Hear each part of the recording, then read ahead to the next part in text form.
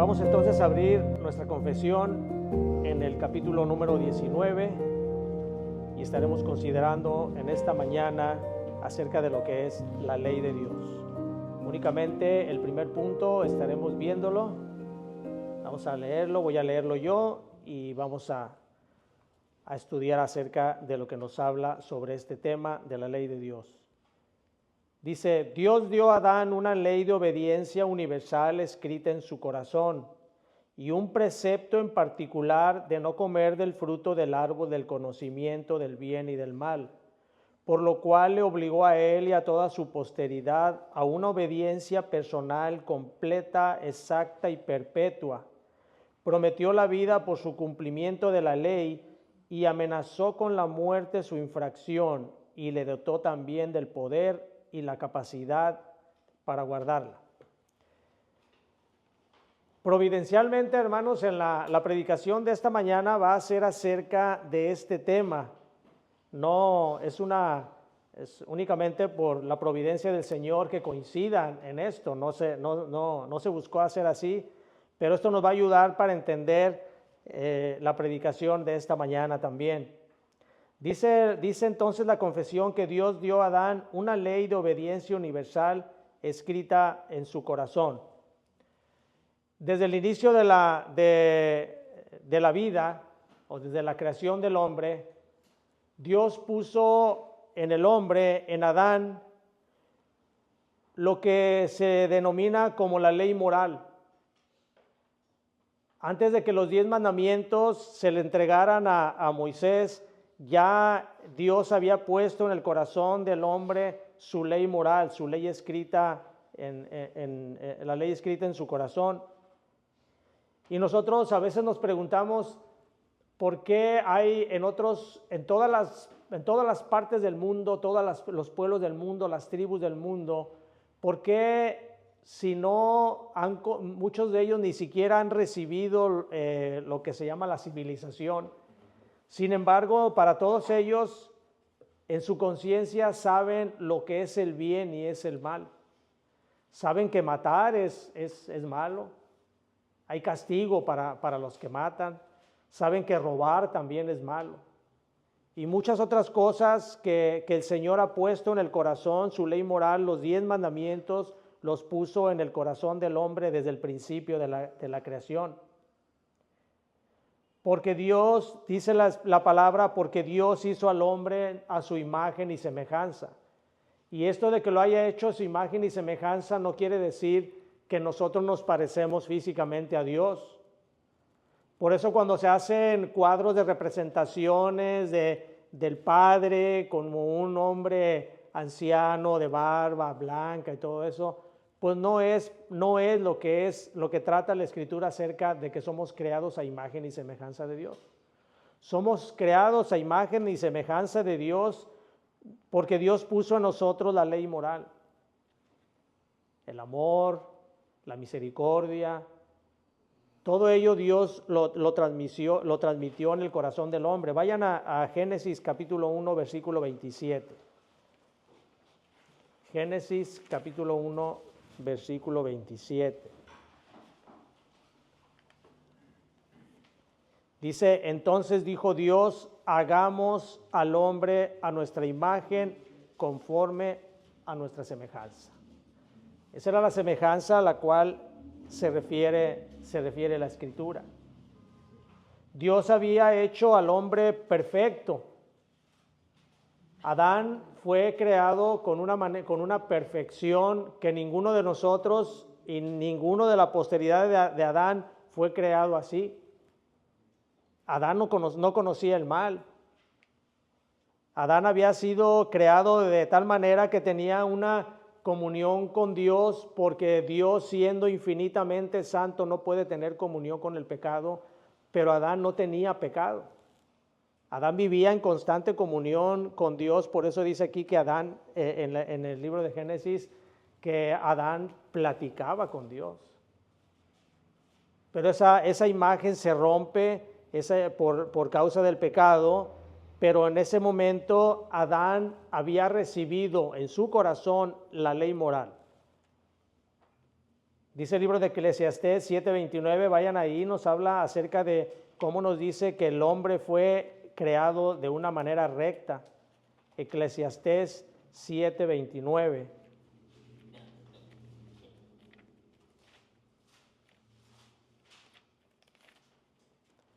Eclesiastés 7:29 dice, he aquí solamente esto he hallado, que Dios hizo al hombre recto, pero ellos buscaron muchas perversidades. El hombre fue creado de tal manera que tenía la perfección porque Dios lo había creado a su imagen y a su semejanza. Tenía una ley, la ley que tenía escrita era porque él era un ser racional. No había sido creado como los demás seres, sino que él era un ser racional. Podía él perfectamente entender cuál era lo que Dios demandaba para él, no así como las demás criaturas. Él sí entendía lo que Dios le daba porque Dios lo había creado de esa manera. Había puesto en su conciencia, en la conciencia de Adán, únicamente el bien, porque aún no entraba el pecado. Así que Adán era perfecto sobre la tierra. Dice, vayan a Romanos capítulo 2, versículo 12. Romanos 2, 12. Dice, porque todos los que sin ley han pecado, sin ley también perecerán, dice la primera parte. Y todos los que bajo la ley han pecado, por la ley serán juzgados. Ahí mismo en el versículo 14 y 15 de Romanos 2 dice, porque cuando los gentiles que no tienen ley hacen por naturaleza lo que es de la ley, estos aunque no tengan ley son ley para sí mismos, mostrando la obra de la ley escrita en sus corazones, dando testimonio su conciencia y acusándoles o defendiéndoles sus razonamientos. Al hombre se le dio conciencia, se le dio la conciencia de que debía de obedecer aquello que Dios había puesto en el corazón.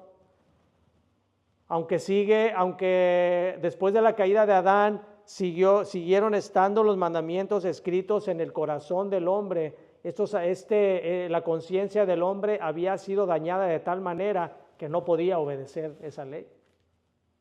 Por eso dice la Escritura, nos habla la Escritura, así dice, mostrando la obra de la ley escrita en sus corazones, dando testimonio su conciencia y acusándoles o defendiéndoles sus razonamientos. No hay ninguna excusa, hermanos, por la cual los hombres tengan que estar pecando. La única excusa que ellos se pudiera arguir sería que no son capaces de dejar de pecar. No somos capaces de dejar de pecar. Esa quizás sería alguna excusa, pero no es válida ante Dios. Porque Dios no creó al hombre así, Dios lo creó perfecto. El hombre es el que se busca todos sus problemas, todos sus pecados. Así que eso era lo que nos habla la Escritura acerca de que Adán había sido creado con la obediencia universal, la ley de obediencia universal escrita en su corazón, dice la confesión. Además dice que le dio un precepto en particular de no comer del fruto del árbol del conocimiento del bien y del mal. Y eso lo podemos encontrar en Génesis capítulo 2, versículos 16 y 17. Un tema muy conocido, sabemos nosotros, entendemos que Dios había puesto ese árbol el cual le prohibió a Adán que comiera del fruto de él.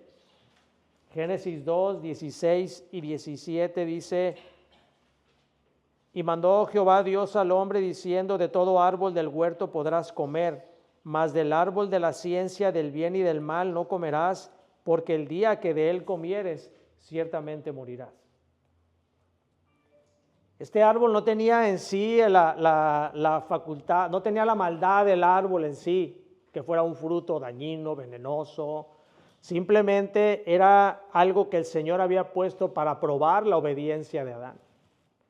Para probar si él estaba capacitado para dominar o para ejercer el dominio del reino que Dios había decidido establecer sobre la tierra.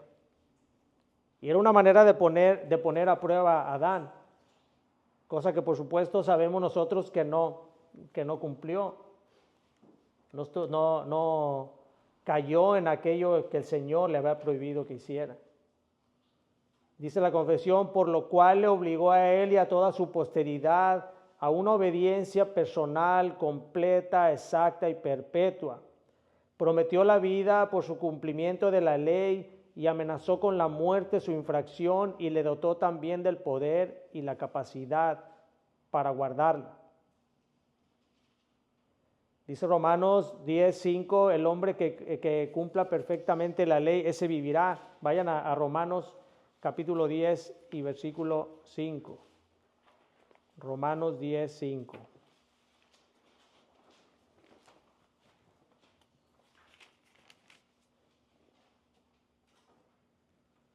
Dice, porque de la justicia que es por la ley, Moisés escribe así, el hombre que haga estas cosas vivirá por ellas. La ley siempre ha estado, hermanos, y la ley ahí está. Y no ha cambiado el Señor, no ha cambiado, y dice que todo aquel que cumpla la ley, ese será justificado. Si alguien llegara a cumplir la ley, ese pudiera estar justificado, pero no hay nadie que cumpla la ley. Porque la naturaleza ha sido dañada. Con la caída de Adán, la naturaleza del ser humano se corrompió. Y entonces no hay quien cumpla la ley, pero la ley ahí está. Dios no ha cambiado. Dios ha determinado que si alguien cumple la ley, ese alguien será salvo. Ese alguien será justificado. Por eso nuestro Señor Jesucristo pudo ser capaz de transmitirnos a nosotros su justicia, porque es el único que ha podido cumplir la ley y porque no habrá nadie que la cumpla. Únicamente nuestro Señor Jesucristo, Dios demandaba que todo aquel que cumpliera la ley iba a ser justificado y nuestro Señor Jesucristo la cumplió. Pero no hay nadie que pueda cumplir perfectamente la ley. Vayan a Gálatas capítulo 3, versículo 10. Gálatas capítulo 3, versículo 10.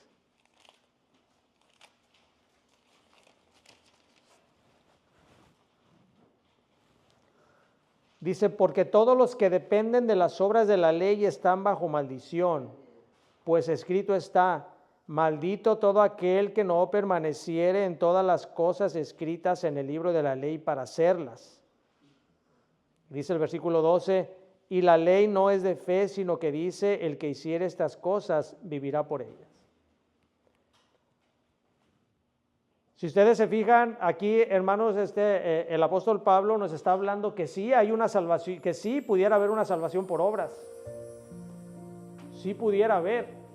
El problema es que nadie lo puede cumplir, por eso dice, maldito todo aquel que dependa de las obras de la ley. Porque todos estamos bajo maldición. Ninguno puede cumplir en lo más mínimo ni uno de los mandamientos, siquiera que nos ha dejado Dios en las tablas de la ley. Ninguno de ellos se puede cumplir. En cada instante nosotros estamos pecando.